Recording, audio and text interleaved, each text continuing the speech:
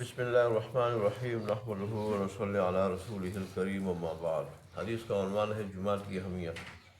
عن عبداللہ بن مسعود قال لقد رأيتنا وما يتخلف عن الصلاة إلا منافق قد علم نفاقه أو مريض إن كان المريض ليمشي بين رجلين حتى يأتي صلاة، وقال إن رسول الله صلى الله عليه وسلم علمنا سنن الهدى وإن من سنن الهدى الصلاة في المسجد الذي يؤذن فيه، وفي رواية إن الله شرع لنبيكم سنن الهدى وإنهن أي الصلوات حيث ينادى بهن من سنن الهدى، ولو أنكم صليتم في بيوتكم كما يصلي هذا المتخلف في بيته لتركتم سنة نبيكم، ولو تركتم سنة نبيكم لضللتم۔ حضرت عبداللہ بن مسعود سے روایت ہے، انہوں نے فرمایا کہ ہم نے اپنے کو یعنی مسلمانوں کو اس حال میں دیکھا ہے کہ نماز با جماعت میں شریک نہ ہونے والا یا تو بس کوئی منافق ہوتا تھا جس کی منافقت ڈھکی چھپی نہیں ہوتی تھی، کھلا منافق ہوتا تھا وہ، بلکہ عام طور سے لوگوں کو اس کی منافقت کا علم ہوتا تھا، یا کوئی بیچارہ مریض ہوتا تھا جو بیماری کی مجبوری سے مسجد تک نہیں آ سکتا تھا، اور بعض مریض بھی دو آدمیوں کے سہارے چل کر آتے اور جماعت میں شریک ہوتے تھے۔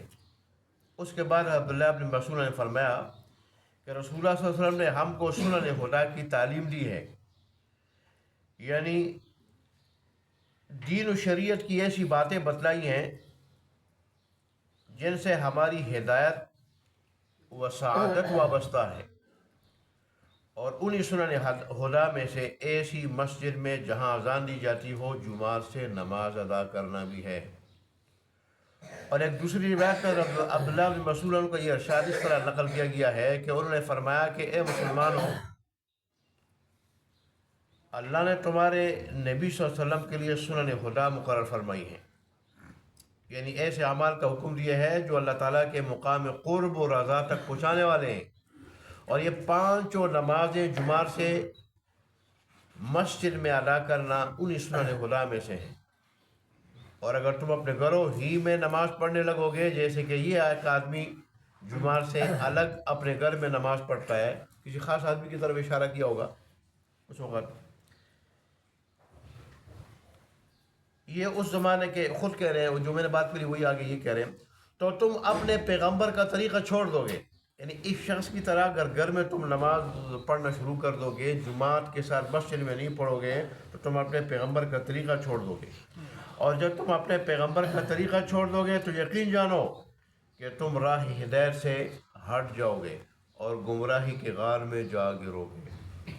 اب اسے آپ اندازہ لگا لیں، ایک تو رسول اللہ صلی اللہ علیہ وآلہ وسلم نے نماز کو سنن خدا میں قرار دیا، یعنی ایسی باتیں کہ جن پہ انسان اگر چلے تو انسان گمراہی سے بچ جائے، انسان گمراہی سے بچ جائے۔ جب عبداللہ بن مسعود نے فرمایا کہ رسول اللہ صلی اللہ علیہ وسلم ہمیں دین کی اہم باتوں کی جن سے ہدایت اور سعادت وابستہ ہے دونوں جہانوں کی، ان کی تعلیم دیتے تھے، اور پھر خود یہ گواہی دی کہ بے شک یہ جمعہ کے ساتھ نماز پڑھنا یہ انہی باتوں میں سے سنن خدا میں سے۔ اور پھر رسول اللہ صلی اللہ علیہ وسلم نے صاف اپنے واضح الفاظ میں رسول اللہ نے ارشاد فرمایا کہ جب تک نماز جماعت کے ساتھ مسجد میں ادا کرو گے گمراہ نہیں ہوگے، اس لیے کہ تم میری ہدایت پہ قائم رہو گے، میری سنت پہ قائم رہو گے، یہ میری سنت ہے، اور سنت بھی سنت خدا میں سے، سنن خدا میں سے کہ جس کو آدمی اپنائے تو آدمی گمراہی سے بچ جاتا ہے اور ہدایت کے راستے، سعادت کے راستے پہ چل رہا ہوتا ہے۔ لہذا جب تک مسجدوں کے اندر جماعت کے ساتھ نماز پڑھو گے گمراہی سے بچے رہو گے۔ اور جب تم جمعہ کے ساتھ نماز پڑھنا چھوڑ دو گے تو گمراہی کے شکار ہو جاؤ گے. اب دیکھیں یہ کتنی بڑی ضمانت ہے رسول اللہ صلی اللہ علیہ وسلم کی طرف سے کہ جمعہ کے ساتھ نماز پڑھنا انسان گمراہی سے بچ جاتا. اور جو جمعہ کے ساتھ نماز نہیں پڑھے گا تو انسان جو کیا ہو جائے گا, گمراہی کا شکار ہو جائے گا. اور پھر یہاں تک جیسے عبداللہ بن مسعود نے فرمایا کہ رسول اللہ صلی اللہ علیہ وسلم کے زمانے میں کھلا جو منافق ہوتا تھا وہ مسجد سے جمعہ سے پیچھے رہتا تھا. اس کا مطلب منافق جس کی منافقت چھپی ہوتی تھی وہ بھی جمعہ سے پیچھے نہیں رہتا تھا. یہ کھلے منافق کی نشانی ہوتی تھی جمعہ کے ساتھ نماز نہ پڑھنا. اور منافق اللہ تبارک و تعالیٰ کا بدترین دشمن ہے, بدترین دشمن ہے. تو جو منافقت کی ہے, منافقوں کی خصلت اپنائے اور جمعہ کے ساتھ نماز نہ پڑھے, ظاہر اللہ کے نزدیک کتنا مبغوض ہوگا, اللہ کو کتنا برا لگتا ہوگا. اور پھر ظاہر ہے وہ آدمی کیسے خوشحال ہو سکے گا دنیا آخرت دونوں میں.